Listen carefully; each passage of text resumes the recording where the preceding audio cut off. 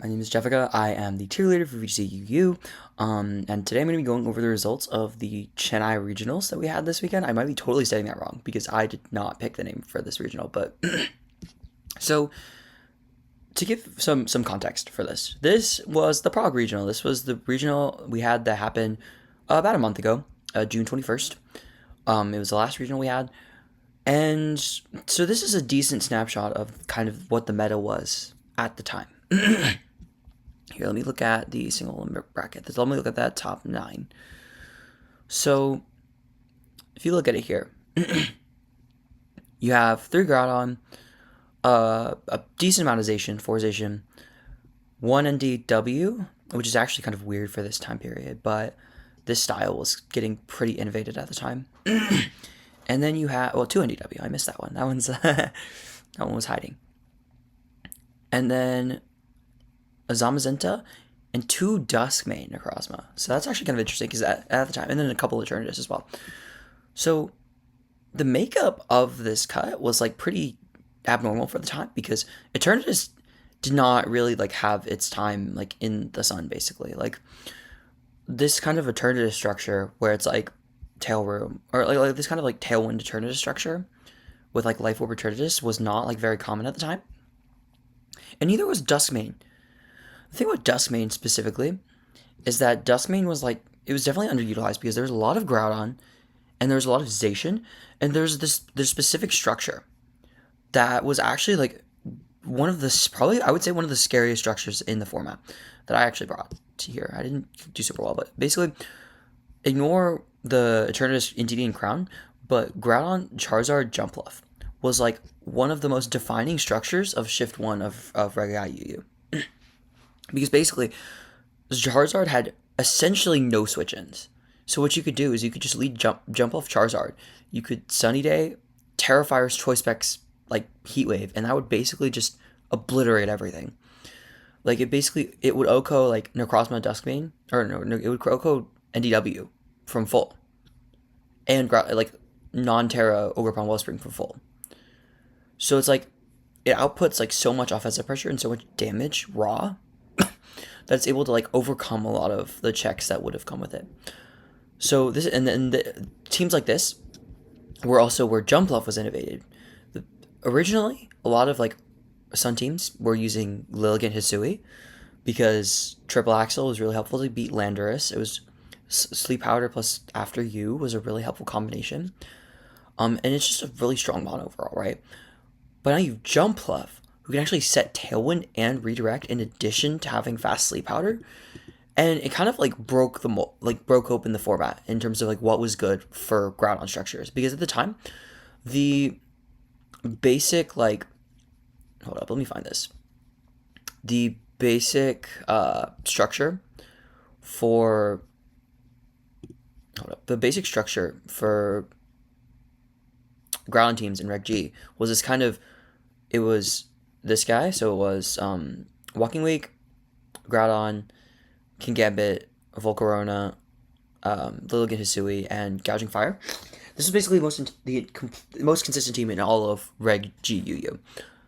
Because basically it was able to like, it was just a flexible team, and there was just, it just had basically counterplay into every like possible other team. They had a couple bad matchups, like specifically like Terragrass Heatran, or like Terragrass Assault Vest Heatran, which was innovated towards the end of Reg G. And is actually still a good set today because, again, I mean, if you look at some of these teams, like, if you look at this team does not have a lot of very good ways to hit Terragrass Assault Vest Heatran. And if you look at Mike's top 8 run,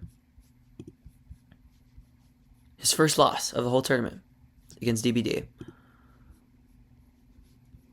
Look at that. Assault Vest Heatran. And if you look at the team that won the whole tournament, there it is, Assault Vest Heatran. So Assault Vest Heatran was a very like dominant set for a lot of Shift 1 of Reg GU. But basically, okay, so yeah. Here we are.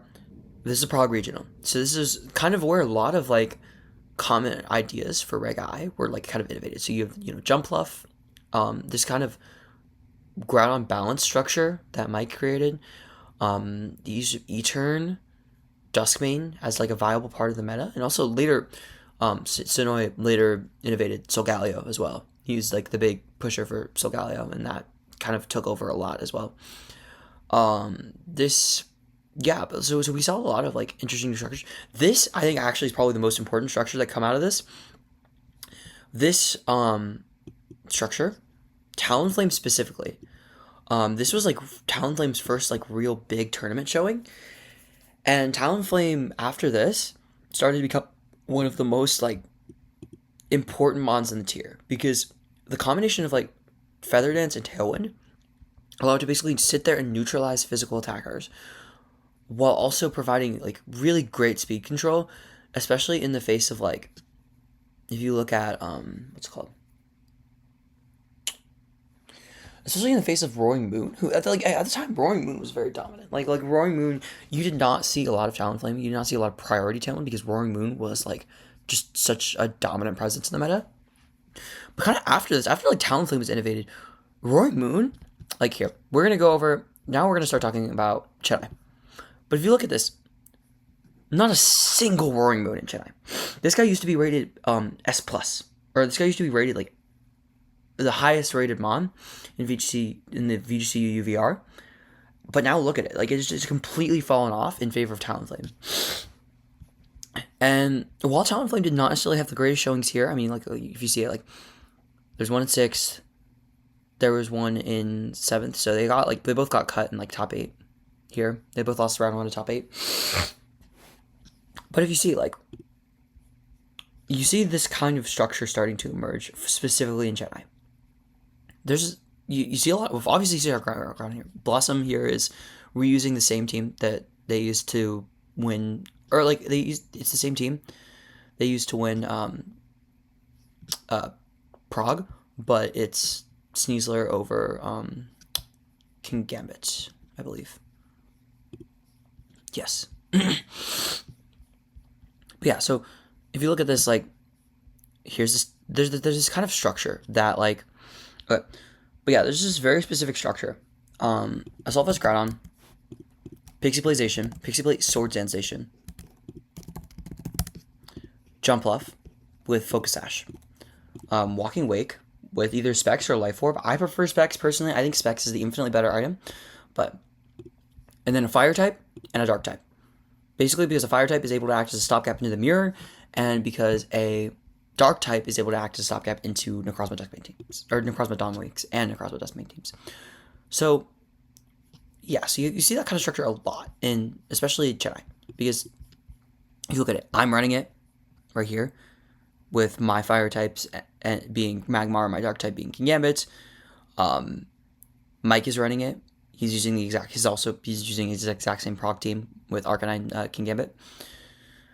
Star Crystals is running it with Weavile Gouging Fire, which I think is actually interesting. I think it's also Choice Scarf Weavile on this team, which I think it's interesting. I'm not sure I agree necessarily with Choice Scarf, because you usually do want Focus Sash on it, but I think Choice Scarf makes sense on this team specifically.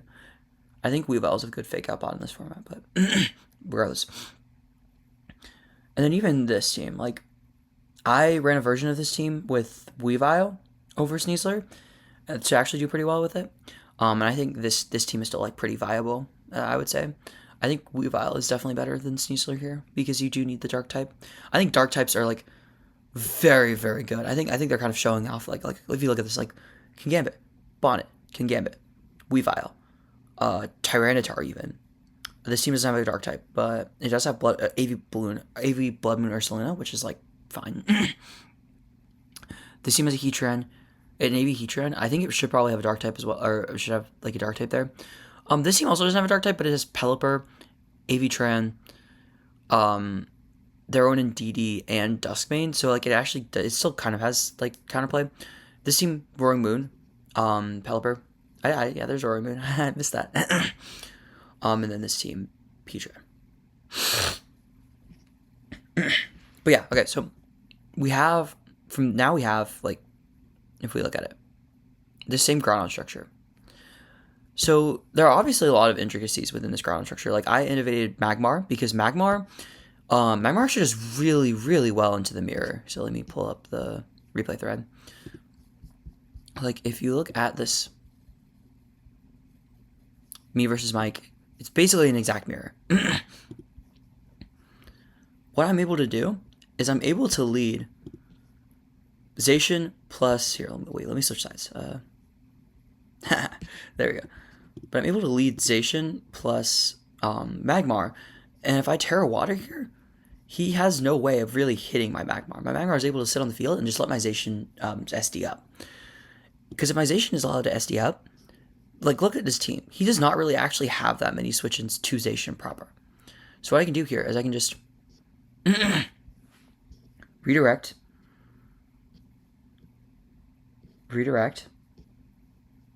and Swords Dance, or actually I play rough here. So now, like, there's a very free move of me just following me again, because this is Endeavor Jumpluff. Endeavor Jumpluff is actually low-key kind of scary, because now I would just have 1 HP Zacian, and that would be super giga cooked, because the Arcanine would just come in and E-speed me. But, I mean, yeah, with Magmar, I could just redirect it, and it doesn't really even matter, because, well, and obviously he doesn't even bring in Sun, so, you know, it was kind of a non-issue to begin with, but if you look at this, like, this Magmar is just sitting here on the field. Like, this Magmar has just been able to, like, sit here and redirect for, like, the entirety of this game. So, yeah, you see, and then I'm able to just bonk SD again. Actually, okay, that was a troll SD. That was supposed to be protect. I just misclicked. But it actually worked out, because I ended up getting even more boosted, and now I can just redirect for free. And I can just sack this, and then get in my own Jumpluff, click Tailwind, and win. Yep. And then I slept, Rage Powder, and then Groudon just finishes this off. Well, hold up. It actually did get a little closer than I thought, but, like, because now I just sleep the Zacian. I can't sleep the Arcanine, but it's fine, because I have Tailwind up, Groudon comes in, Rage Powder. The turn 1 awake here is a little bit unfortunate, but, like, it's fine, because Groudon does win the 1v1. Yeah, because I see that does like 67. The miss is unfortunate, because I think it actually is kind of a roll, or it can be a roll, but it does not matter in the end, because this roll is like only a 48. So you would need to get lucky with the first roll. But yeah, so basically, Magmar helps a lot in the mirror, because it allows you to, like, it means that you don't have to play jump off mind games, because a lot of the... Here, I'm going to show another replay of a different... yeah, this one. So this was the finals matchup. If you look at this, like, this like, specifically plays really hard into Jumpluff 50/50s. Like, both of these slots are very threatened by the combination of Jumpluff Weavile. So, basically, what Star Crystals is able to do here is Star Crystals is able to, like, just sleep. And now that the Wake is in, Mike is put in a very, very uncomfortable position. Yeah, like, he just loses his Groudon. But now it's gonna just come down to, like, Jumpluff 50/50s. This is also a problem. I do want to point out, this is a problem with special attack boosting Wake and specifically the mirror, because with Tailwind up, Jumpluff will still outspeed this Walking Wake. However, if it was special attack booster, or if it was speed booster, it would actually be able to outspeed the Jumpluff and get rid of it, because you could just Endeavor plus Flamethrower and it'd be dead, and then he would just win on the spot. Special attack boosting Wake is, like, good into basically everything other than the mirror. Like, the mirror is just, like, really hellish for special attack boosting Wake, because then you just lose to opposing speed boosting Wake and Jumpluff. But yeah, so now Sleep Powder misses. So, you know, in addition to, like, it all coming down to, you know, the Jumpluff 50/50s, it also comes down to whose Jumpluff can actually hit better. Yeah, so now it's just, this one's pretty much over. Like, there was maybe a world in which Wake could do it, but now it's just, yeah, this one's over. And then the finals, this one, I'm gonna go through this one, like, pretty fast. Yeah, so if you see here, more just Jumpluff. Not a lot of Sleep Powder clicked this game, but yeah, see, look, I mean, if you look at it, it's just really whose Jumpluff is more effective here, and and at the end of the day, Mike is able to get it down to just Walking Wake and Groudon, and that wins. But yeah, so basically, Jumpluff is kind of able... Jumpluff forces a lot of really unfortunate 50-50s in the Groudon matchup, because it comes down to a lot of, like, Sleep Powder, Tailwind. Realistically, Tailwind matters less, because if your opponent is also setting Tailwind, then their Jumpluff is going to set Tailwind, and then your Jumpluff is going to set Tailwind, because it's probably still going to outspeed basically everything else on the field.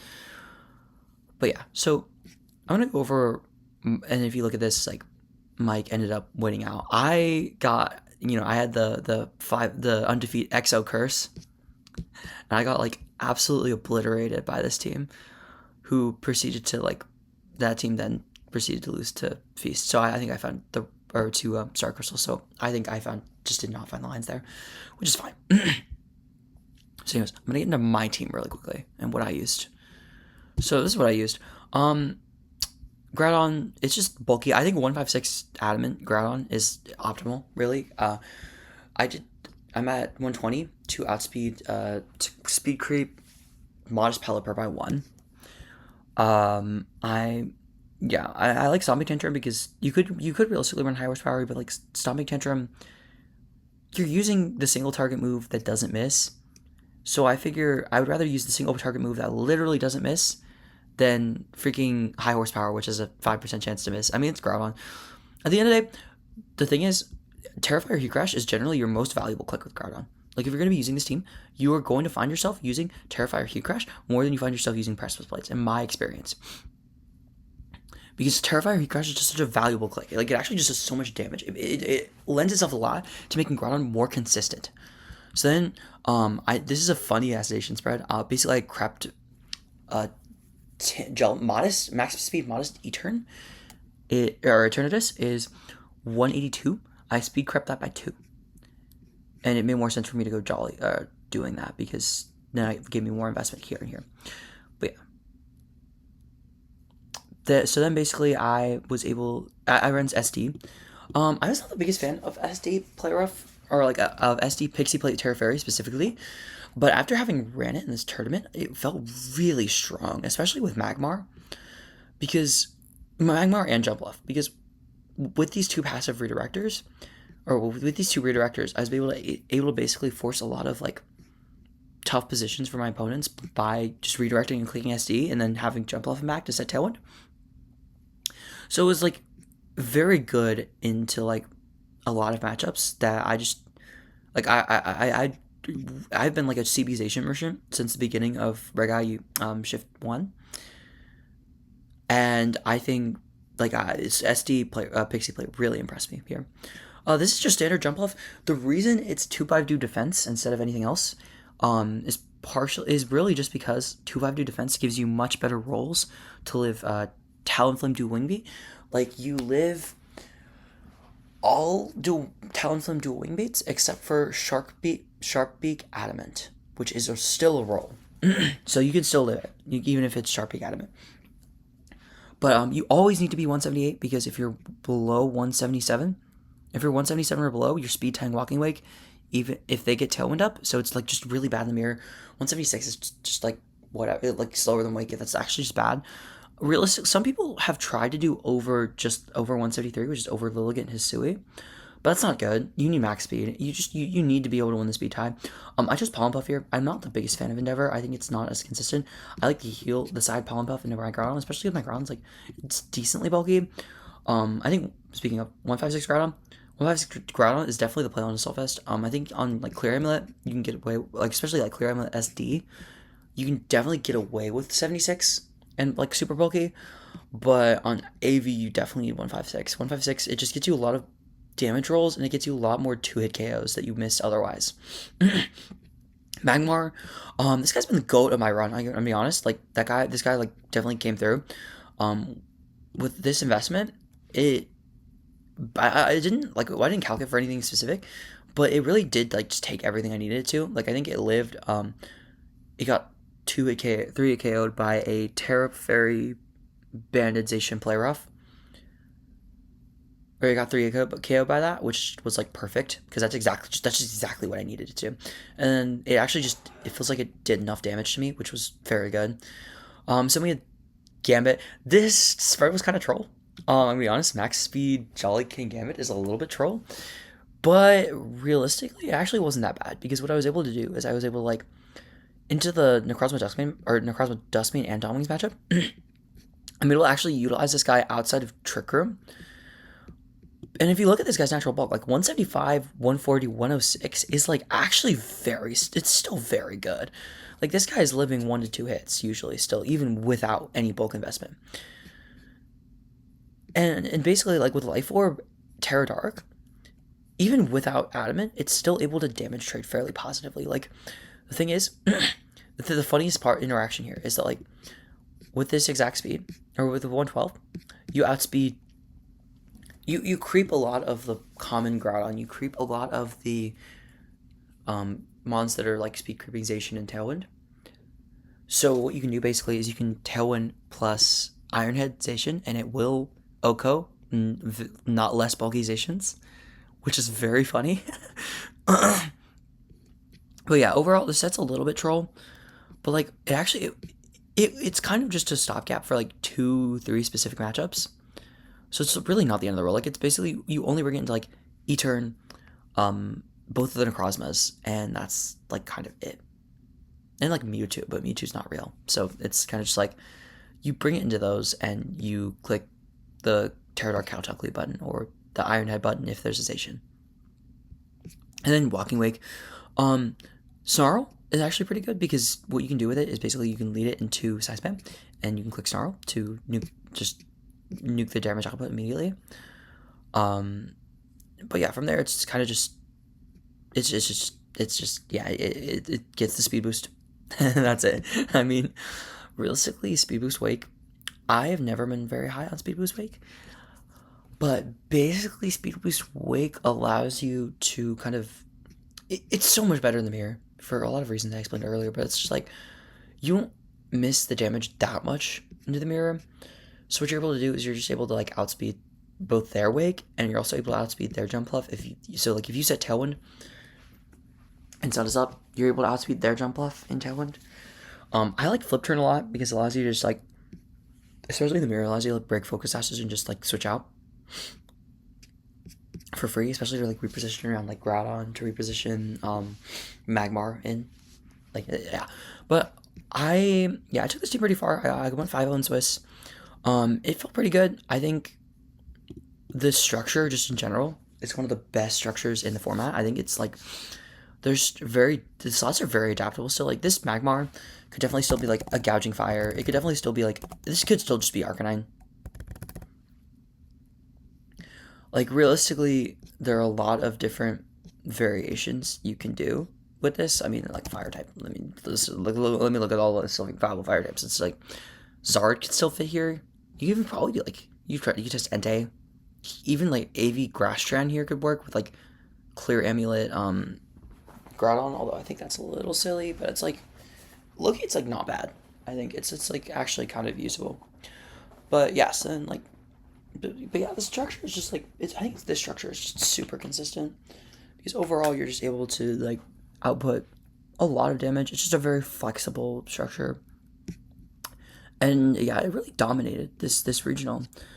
Like Mike in first, Star Crystals in second, me in fifth, and like Blossom even with a different ground structure, but yeah, and fifth as well. But yeah, so I would definitely say that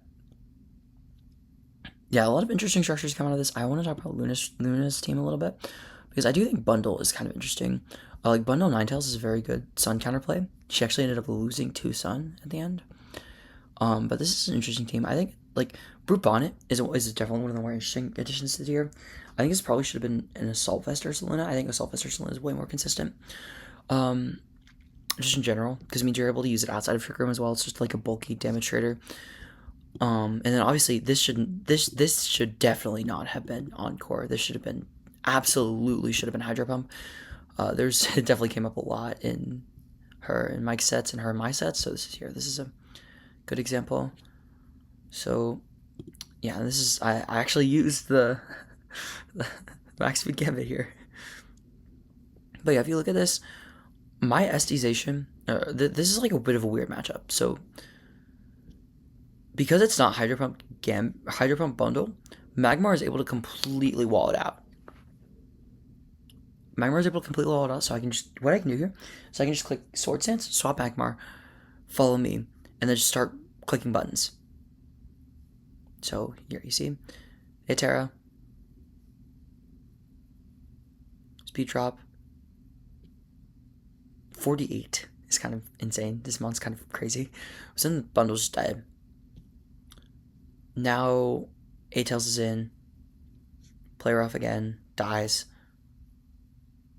Veil, 60% even through Veil is kind of crazy. Yeah, like if you, this one just does so much damage. It's actually like, it's definitely the damage dealing with the format. It just kind of like is able to blow past so much. Yeah, so now we're in King Gambit, and I force a really awkward position where you either attack the Zacian or you attack the Gambit.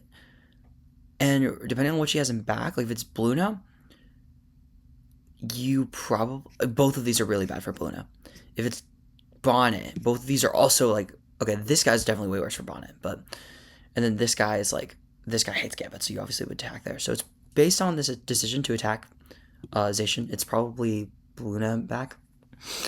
And basically, I'm able to just, with King Gambit and Magmar, I'm able to just force 50-50s down, right? Because you either, or I'm able to force positive traits for me, because either you attack this guy, and this guy kills you, or you attack this guy, and the Zacian kills you. So it's really just, I'm able to force like really favorable trades, especially because her team, especially because the bundle does not have Hydro Pump, so I'm able to just like force very positive trades here. It's a very like free thing for me. So there's the Bonnet, then here's Groudon, and basically like she gets walled here. Like she just does not have like the tools to break through both of these, even with Veil up, because it's booster special defense Bonnet. So it's kind of just like whatever, you know. Like if it was booster defense, it actually might be like close, but yeah. So because I'm able to just get rid of the Ninetales, and then I tried to get like clever with the protects here, but it's just not worth it. I just Iron Head twice and it's over. But yeah, so like this kind of structure, it's so flexible, and I think her team was good. I think she just needed to like optimize it a little bit more. I think she built it like 5 minutes going like before the tour. But yeah, I think Luna does a very good job at like innovating like interesting structures. I like this idea of like, this Necrozma core, Necrozma like Luna Bonnet. I think it's an interesting core. But I think like yeah, Luna does a very good job at like innovating these new structures and like basically just what's the word? She's good at innovating these new structures that are able to kind of push the metagame forward. Like, I don't think Bundle has not been very used outside of this very specific team back when Urshifu was legal. Let me see if I can find it. Yeah, this one. Basically, I called this my team builder Evil Sunsea team because Rayquaza, Iron Bundle, Urshifu, CP Urshifu, Eternatus, Aviatran. Like, this is just literally unwinnable for Sun, and unless they find a goated line, because like Bundle plus Ray is able to output just so much pressure into that. And Eternatus plus Urshifu is just like such a strong breaking core. But yeah, so this is like the only time this has been used. This structure can't even work anymore because of Urshifu ban. Like this structure really needed Urshifu to function. I tried to build it out in Reg I Shift 1, but it just didn't work.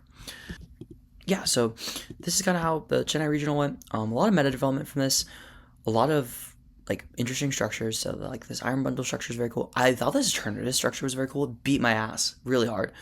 But I like the After You Indeedee was very cool on a non-NDW structure. I thought that was very interesting. The SD Necrozma was a very flexible pick. The only thing I don't like here is Wide Guard Pelly. But other than that, it was like I thought this team was very cool. I also am not the biggest fan of Terra Poison and Choice Specs. I think Life Orb is generally more consistent, especially because you don't have Life Orb here. But yeah, I think a lot of interesting ideas from this, a lot of new meta developments. I'm excited to see where the tour goes, and where the format goes from here. But yeah, peace.